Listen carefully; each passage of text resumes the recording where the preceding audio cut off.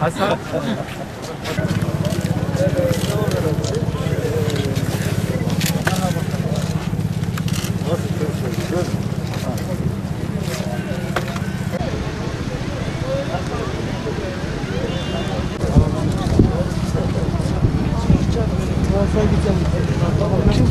Bakanlığımız tarafından başlatılan bir dikkat çalışması, bir farkındalık oluşturması çalışması var.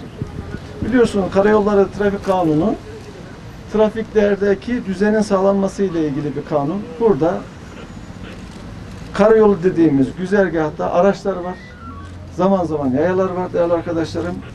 Bu iki unsurun üstünlük sağladığı noktalar var, yerler var.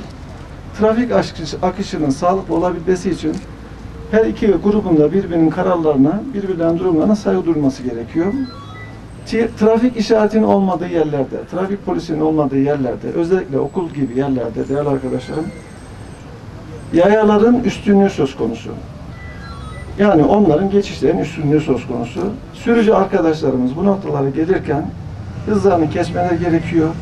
Eğer burada bir yaya arkadaşımız, çocuğumuz, öğrencimiz, yaşlımız varsa tamamen durması gerekiyor. Yaya geçtikten sonra da normal trafik akışının devam etmesi gerekiyor. Buna dikkat çekmek amacıyla geçen sene başlatılan bir çalışma vardı. Bu sene de kırmızı çizgi adı altında bir farkındalık oluşturması çalışması yapılmak istendi. Bugünkü çalışmamız da bundan ibaret.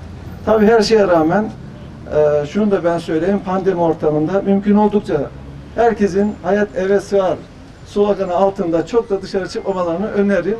Hepinizi saygılar, sevgiler sunuyorum. Sağ olun.